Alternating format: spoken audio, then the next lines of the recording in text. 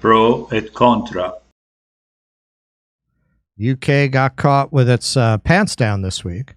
Little recording got leaked revealing that their own attorneys, the attorneys for the government, are advising them that Israel is in violation of international law. Breaking. The government's own lawyers say that Israel has breached international law, but is refusing to make it public. The advice says the UK has to cease all arms sales to Israel without delay. So here's some of that leaked audio. He is fighting very hard. So first of all, two-state solution does not help Hamas. No. That hurts Hamas in every single way. That helps, that destroys on the narrative to the reason basis. Two-state solution does not help them. Secondly, the Foreign Office has received official legal advice that Israel has broken international humanitarian law, but the government has not announced it. They have not said it. They haven't stopped arms exports. They've done a few very small sanctions on Israeli settlers, and everyone internationally has agreed that settlers are illegal, that they shouldn't be doing what they're doing, and the way in which they've continued, the money that's been put in. The position that David has taken, which happens to be the same position as me, I've still been very tough on him, is that Israel has an absolute right to self-defense. And I have sat in bunkers and worked with Israeli soldiers and been very proud to do so, and I would do it again tomorrow. But the right to self-defense has a limit in law. It is not limitless.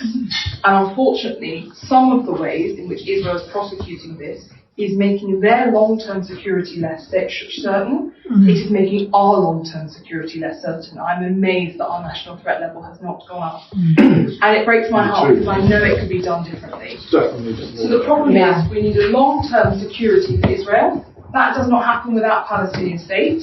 And that is how we ultimately undermine Hamas. You cannot, and I spent 2.5 years of my life fighting ISIS, you cannot destroy an ideology. You cannot bomb it into obliteration. So we need that long-term solution. Okay. All right. So, with typical British understatement, they may have committed a faux pas. UK government lawyers say Israel's breaking international law, claims top Tory in leaked recording. The British government has received advice from its own lawyers stating that Israel has breached international humanitarian law in Gaza, but has failed to make it public, according to a leaked recording obtained by The Observer. The comments made by the Conservative chair of the House of Commons Select Committee on Foreign Affairs, Alicia Kearns, at a Tory fundraising event on 13 March, are at odds with repeated ministerial denials and evasion on the issue. On Saturday night, Kearns, a former Foreign Office and Ministry of Defense official who has repeatedly pressed ministers, including Foreign Secretary David Cameron, on the legal advice they have received, stood by her comments and called for the government to come clean. Quote, "I remain convinced the government has completed its updated assessment on whether Israel is demonstrating a commitment to international humanitarian law, and that it has concluded that Israel is not demonstrating this commitment, which is the legal determination it has to make," she said. "Transparency at this point is paramount, not least to uphold the international rules-based order." That's that British love of irony, the international rules-based order. "The revelation will place Lord Cameron and Prime Minister Rishi Sunak under intense pressure because any such legal advice would mean the UK had to cease all arms sales to Israel without delay. Legal experts said that not to do so would risk putting the UK in breach of international law itself, as it would be seen as aiding and abetting war crimes by a country it was exporting arms to." Well, that's a sticky wicket, isn't it?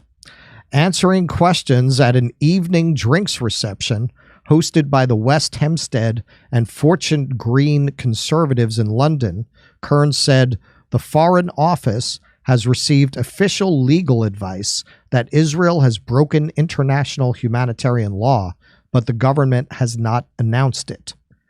The UK's arms exports to Israel amounted to £42 million in 2022, a figure described as by Defense Secretary Grant Shapps as relatively small. but former Lord Chancellor Charles Falconer said a legal assessment that Israel had broken international law would also prevent the UK sharing intelligence with Israel. Quote, governments who abide by the rule of law cannot ignore mounting evidence of breach, which would then put those governments in breach if they continued assisting, he said. In a session of the Foreign Affairs Select Committee in January, Cameron was asked directly by Kearns whether, quote, you have ever had a piece of paper put in front of you by a Foreign Office lawyer that says that Israel is in breach of its international humanitarian commitments under international humanitarian law. Cameron stated that, quote, I cannot recall every single bit of paper that has been put in front of me. I don't want to answer that question. He later said that, if you are asking me whether I am worried that Israel has taken action that might be in breach of international law, yes, of course I am worried about that. That is why I consult the Foreign Office lawyers when giving this advice on arms exports. Other UK ministers have previously claimed that Israel has abided by international law. In late November, Business Secretary Kemi Badenoch said on Sky News that we've always said that Israel should abide by international law, and that appears to be what they have done. I'm sorry. That's just how, even by late November, how could you say such a thing? It looks like they have taken great pains to make sure that they're staying within the confines of the law. We applaud them for that. Wow. Wow. Labor has repeatedly called for the government to be transparent about the legal advice it has received. So there you go. Their lawyers behind the scene are telling them, hey, man, the jig is up, but they're not saying so publicly, because to say so publicly would have a lot of legal ramifications. So it sounds like they're just in a holding pattern of denial, trying to figure out how they can continue to support Israel without ending up in the dock one day. Keaton? Well, as you have this genocide unfolding, all of the, more liberal regimes that are in power have to figure out a way to thread this needle, because they're supposed to be the ones who are keeping the racists at bay, right? And even though, Rishi Sunak is a conservative, he's still, in his mind and in the minds of, I think, most of the people who voted for him, represent a sort of reasonable alternative to the more populist, movements. And certainly here, that's the case with Biden being the bulwark against Trump and the deplorable racists who are going to take power. But they have to present themselves as an alternative to that kind of base racism in their mind, while also backing a white settler colonial state as it genocides a population of imprisoned brown people. And so the only way you can do that is to keep communications like that hush hush, because that gives away the entire game. It's amazing to me, though, how these conversations even take place. It's just amazing how anyone can operate under any pretense but that Israel is a rogue criminal terrorist state, and they should be dealt with accordingly. That doesn't mean wipe them off the map. It means isolate them. Isolate them the way we place sanctions on countries that have not committed 1,000th the crimes that they have. And that's the only serious conversation to be having around this right now, in terms of their behavior, in terms of how do we fix what's happening before, as you mentioned a few segments ago, hundreds of thousands of people die of famine and disease in the coming months. That's a much more complicated question, a much more difficult problem to solve, an urgent one, but a difficult one. The question of what is Israel and how do we handle Israel? That's simple. That's cut and dry right now, to the point where it's amazing to me that these conversations even take place. Well, I think the position that Brazil has taken, that Ireland has taken, that Spain has taken, it's going to become increasingly indefensible not to take that position, to stop having trade relations with Israel, to certainly stop arms shipment to Israel.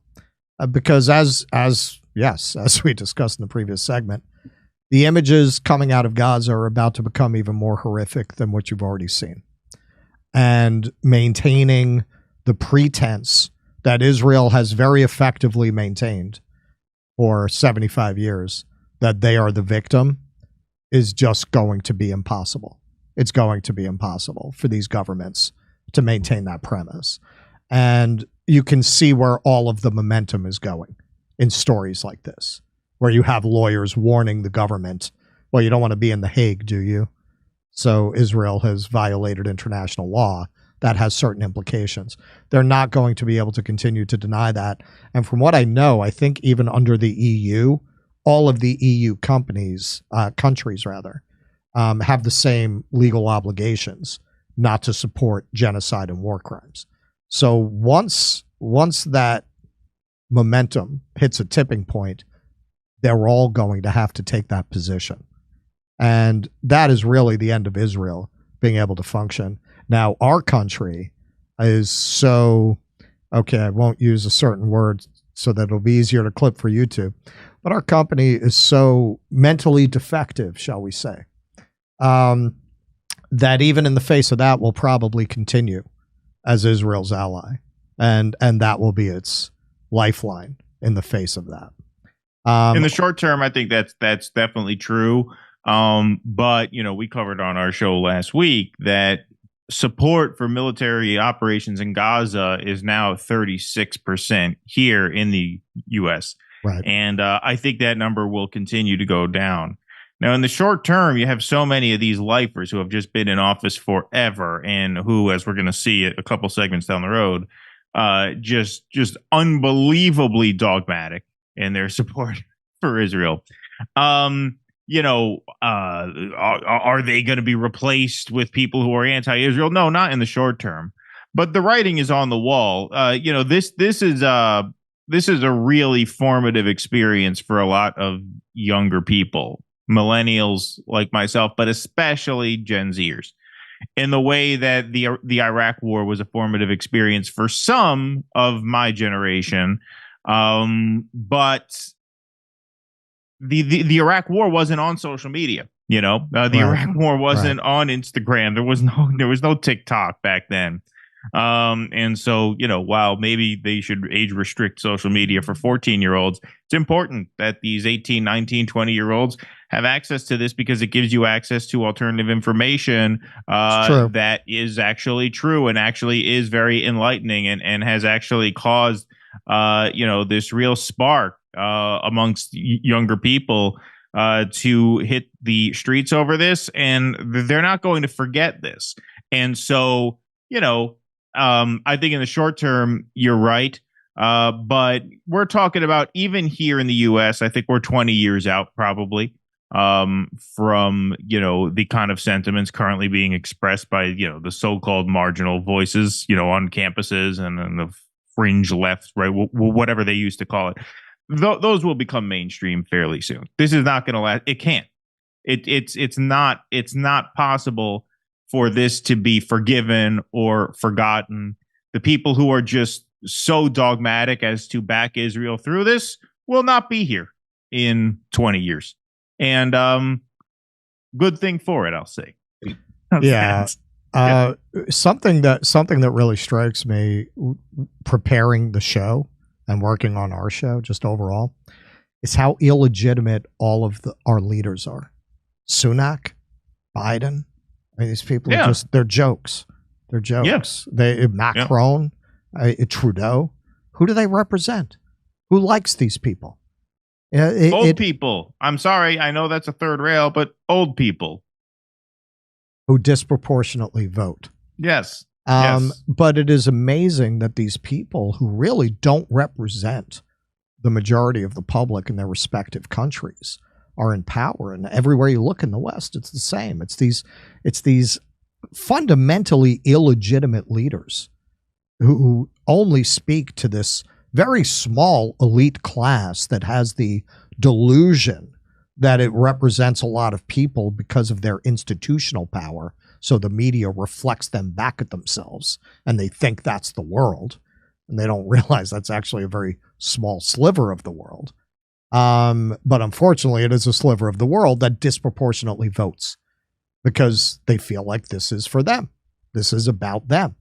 People who feel like it's not for them, they get disenfranchised. They stop voting. Exactly. And that's not, I mean, yes, that of course, like, yeah, people who benefit off the system most feel especially connected to it. And so, yes, the sort of elites and elite adjacent wannabe elite types are obviously drawn into the system. But when I was, covering the New Hampshire primaries, I went to a couple of Nikki Haley events. There are some nice salt of the earth, folksy people there of modest means. There's just an innocence about some people where you can watch someone like Nikki Haley go up and just deliver the most boilerplate, transparently full of shit speech. And these just very nice people, mostly older people. Yes, I'm sorry. I hate to say that. Not to say there aren't older people who are with it. Obviously there are. But these audiences skew much older of people who probably, they grew up in simpler times. And so they are simpler in that way. By simple, I don't mean stupid. I mean, they have a certain innocence about them. And they are susceptible to this kind of faux folksy sort of propaganda where, when Nikki Haley goes up there, I voted for Donald Trump twice, but man, chaos just has a way of following him. They nod very, they believe that. They take it in. They take it all at face value that she's really leveling with them. And, this just doesn't register with them. That is the obstacle, because the only way to get rid of these people is to cultivate the kind of curiosity that would allow people to seek out information and perspective from sources that are going to train you to challenge these kinds of narratives. And it's too late for a lot of people who have disproportionate influence over who gets elected into office now. That's why I say in the short term, you're not going to see much change in the halls of Congress. You're going to have to force whatever change through by working outside the system. That's why these protests are so fucking important. Yes. But I'd be lying if I said in the short term things are going to turn around very quickly here. But in the long term, they will. I'm very confident of that. Well, you know what? I'm not going to ruin that optimistic button you put on that segment, right, Keaton. It's so rare. Hey, there's still tickets available in Stockholm, Oslo, Stroudsburg, Pennsylvania, Cortland, New York, Oakmont, Pennsylvania, El Paso, Texas, San Antonio, Texas, Edmonton, Alberta, Vancouver, British Columbia, Denver, Ashland, Virginia, and Athens, Georgia. See you there.